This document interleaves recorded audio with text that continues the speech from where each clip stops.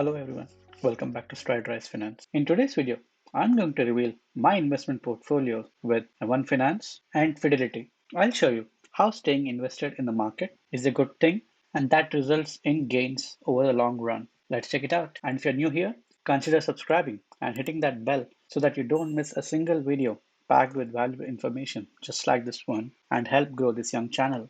I have close to $19,000 in my M1 Finance portfolio. This portfolio has 88 holdings, and currently I have a dividend yield of 3.57%, and the overall expense ratio of this portfolio is just 0.07%. This entire portfolio can be divided into two segments. One is the ETF segment and one is the stock segment. In the ETF segment, I have two slices. One is the Vanguard ETF pie, which is 15% of the portfolio, and the other is dividend income, which is 15% of the portfolio. When you look at the Vanguard ETF pie, the reason I named this slice as Vanguard ETF pie is it is made up of all the Vanguard ETFs, which I extremely like because of their low cost and track their indices very well. As we can see here, I have 8 ETFs over here that cover the entire length and breadth of the market. I have the Vanguard S&P 500 ETF, which is a VOO, and the growth ETF, which is a VUG, as well as value, which is VTV, and also the real estate, which is VNQ. So these four ETFs make up 60% of the slice. The remaining 40%, I have 20% of it split across the mid cap and small cap, and the last 20% is international. So I have VYMI and VIGI. So overall, this slice gives me an 80% exposure to US markets and 20% to international. The yield of this slice is 2.45%. The next slice is what I called it as dividend income, and it is 15% of my portfolio. It has 6 ETFs in it, with SEHD being the top holding at 24%, and Devo and JP making up 23% each. So overall, 70% of this portfolio is spread across these, which give me good growth and dividends at the same time. I did a detailed video regarding these ETFs in one of my recent videos. I'll provide a link to that video over here. The remaining 30% is spread across the covered call ETFs of QYLD, RYLD, and XYLD. So these may not really give me a growth, but do offer a very good yield. The entire dividend yield of this slice is 6.85%. The remaining 70% of the portfolio is spread across different sectors. We'll go through each of them individually. Financials is one of the highest sectors in my portfolio. It has 9% allocation and it has 11 holdings and gives me 2.67% yield. And I have JP Morgan and Prudential Financial at 15% each. And after that, 10% each for Bank of America, Goldman Sachs, Morgan Stanley, and T. Rowe Price, and then 7% each for Jefferies and Raymond James Financial, and then Citigroup, American Express have 6 and 5% each. And the reason why I have VFH at 5% is VFH is the Vanguard Financial ETF. I just wanted to have an exposure to the entire financial sector over here, and this ETF gives me a good exposure to that. Next is the industrial sector, which also has 9% allocation. This has 9 holdings and gives me a yield of 2.41%. When you look at the holdings in this slice, you can see 3M, Caterpillar, Cummins, L3 Harris, Lockheed Martin. All of these make 15% each allocation. After that, I have Union Pacific and UPS at 7% each, and Watsco at 6%. And like financials, I have 5% allocation also to VIS, which is the industrial ETF. So I get exposure to the entire industrial sector over here. Next is healthcare, which has 8% allocation. I have 8 holdings in this, and it gives me a dividend yield of 3.03%. Looking at the holdings in this slice, we can see AbbVie, Johnson & Johnson, Merck, Pfizer, and Walgreens at 15% each, and Cardinal Health and Medtronic at 10%, and the healthcare ETF VHT at 5%. Next is the technology sector with 7% allocation. I have 8 holdings in this, and it gives me a yield of 2.08%. The holdings in this slice are Cisco, HP Inc., Oracle, and Texas Instruments at 15% each. Then Broadcom and Qualcomm give me 10% exposure. Then we have the Canadian company T Connectivity at 10%. I have VGT at 10% also. Again, this ETF gives me a broad exposure to the entire technology sector. Then we have consumer discretionary at 7% allocation. I have 7 holdings in this, giving me a dividend yield of 2.5%. The holdings in this are McDonald's and Target at 20% each. Then we have Genuine Parts, Leggett& Platt, and Whirlpool at 15% each. Then Tractor Supply at 10%. And I have the discretionary sector ETF, which is a VCR at 5%. Next is the consumer staple sector, again at 7% allocation. It also has 7 holdings, giving me a dividend yield of 3.04%. Looking at the holdings, we can see Altria Group at 20% and Coca-Cola, Costco, Kimberly-Clark, PepsiCo, and Walmart at 15% each, and the consumer staples ETF VDC at 5%. Next, we have the material sector at 5% allocation. It has 5 holdings in it, giving me a yield of 1.43%.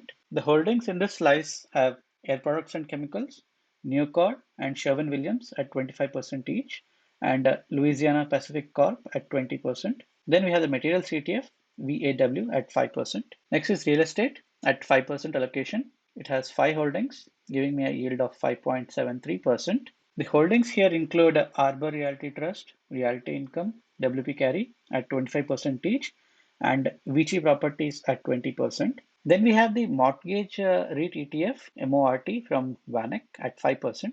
The reason I have a mortgage REIT over here and not the overall real estate ETF is because I already have VNQ as part of my ETF pie, so I didn't want to duplicate things. Next, we have communication at 5% allocation. This has 6 holdings in it, giving me a yield of 4.74%. The holdings here include AT&T, Comcast, Omnicom, and Verizon at 20% each, and the Canadian company TELUS Corp at 15%. Then we have the communication services ETF, VOX, at 5%. Then we have energy at 4% allocation. It has 4 holdings in it, giving me a yield of 5.47%. The holdings here include Enbridge, Kinder Morgan, and OneOK at 30% each, and the Vanguard Energy ETF VDE at 10%. And the last we have utilities at 4% allocation. This also has 4 holdings, giving me a yield of 3.24%. The holdings here include Black Hills Corporation, Consolidated Edison, and UGI Corp at 30% each, and the Vanguard Utilities ETF VPU at 10%. Overall, this portfolio represents the entire market, and the stocks chosen here not only provide a good growth, but also a nice dividend growth. So that's why in the description I mentioned it as the whole market pie with focus on regular high dividend growth income. Looking at the performance of this portfolio, overall it has given me 3.64% returns. That includes $461 as dividends. In the last one quarter, where the entire stock market has been so volatile and has returned minus 4.67%, my portfolio it has fallen less than half of that. So in the last one quarter, it has fallen minus 2.1%. Looking at the performance of individual sectors, we have energy performing the best because of all the recent Russia-Ukraine war tensions. The energy prices have really gone up, and that helped even my portfolio. This is up 32%. And we look at the individual holdings inside, the ETF from Vanguard, VDE, doing the best, almost 90% of the returns. Then comes OneOak at 46%, Enbridge at 29%, and Kinder Morgan at almost 24%. The next best was consumer staples, giving me a return of almost 20%. Here, Costco was the best performer at 54% returns. Then Altria Group, almost 26%. We have Coca-Cola and Pepsi, upwards of 20%. Walmart giving almost 14%. Consumer staples ETF at 13%. Kimberly-Clark was a disappointment here, giving me a negative return of 4%. Healthcare is third best at 17% returns. Here, AbbVie has been on a tear in the last few months, giving me a return of 67%. Pfizer at almost 29%. Merck at 19%. Cardinal Health at 16%. Johnson & Johnson at 12%. Then the healthcare ETF at 6%. Walgreens and Medtronic have been the disappointments, but that gave me a good buying opportunity. Next is utilities at almost 10% returns. Here, Consolidated Edison has at 34% returns. Black Hills at almost 16%. Utilities ETF at 15%. UGI has given me 20% negative returns. In the last one quarter, it has fallen really bad.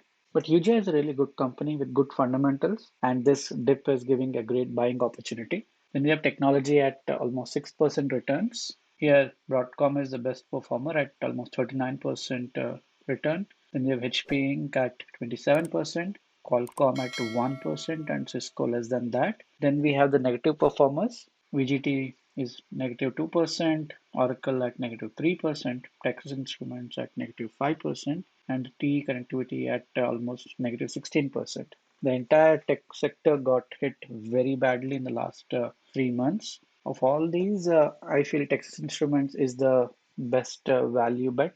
Then we have the dividend income slice at 5 plus percent returns. Here, the JP Morgan Equity Premium Income ETF, JEPI, is the best performer at almost 10% returns. Then surprisingly, XYLD, which is a high yielding covered call ETF, giving me a return of almost 9%. Then Devo at almost 8.5%, SCHD at 7.75, then RYLD at 4.65, and QYLD at 1.95%. So I am surprised with the returns that these covered call ETFs gave me. They're not really meant to appreciate in price much, but just give a nice dose of dividends. But yeah, if they're able to give both, let's grab them. Then we have real estate sector giving return of 5 plus percent. Here WP carry is the best performer at almost 13%. Then we have realty income at almost 8% returns. Then Vici at negative 2%. Similarly, Arbor Realty Trust at negative 2% and the mortgage rate at negative 7%. So these are the underperformers over here. Then we have materials at 4% returns. Here Nucor has really saved this slice. Here Nucor has given almost 58 plus percent returns and the materials ETF at 7 plus percent. Louisiana Pacific Corp has actually taken a beating in the last week or so, which has impacted its returns. Air products and chemicals is at minus 9% almost. It was down by almost 20 plus percent, but has recovered nicely in the last few weeks. Then we have Sherwin-Williams at negative 12%. Air products is still a good value bet over here. Then we have the Vanguard ETF pie giving me a return of less than 2%. Here the value ETF has been the best performer, almost 10% returns. As in this year to date, we have seen value stocks outperforming growth. And then the real estate ETF VNQ at 7 plus percent returns. The S&P 500 ETF almost 4% returns. Then we have the international ETFs, which is VYMI at almost 4% and VIGI at almost a percent return. Then we have the growth ETF, which really took a beating this year. It's down by almost 0.4%. And then we have the mid and small caps, which took a thrashing, I would say. The mid cap ETF is down by almost 3.5%, and the small cap ETF at almost 5 plus percent returns. Communication sector has given me a negative performance. Here only TELUS Corp at 36% returns and Omnicom at almost 15% returns were the only performers in the positive. Verizon at almost 2% negative, AT&T down almost 12.5%, Comcast down 17%, and the communications ETF again down almost 18%. Here Comcast is the only one which I feel is at a value bet now.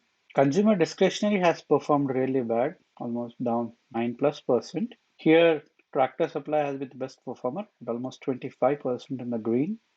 Then we have McDonald's at 9 plus percent and Genuine Parts at almost 4% returns. Then we have the discretionary ETF at down 6%, Target down 14%, Leggett and Platt almost 29% down, and Whirlpool down more than 30%. Whirlpool and Leggett and Platt are at a good value right at the moment. Finally, the financials, which was down more than 10%. Here, Raymond James is up almost 17%. Prudential Financial almost 21%, American Express plus 17%. Only these three have been in the green. The remaining everything is in red. The financial ETF down 1 plus percent. Bank of America down 5 plus percent. Then come the big performers in the red. Jefferies down more than 10%. JP Morgan almost 22% in the negative. Morgan Stanley also same, down 21 plus percent.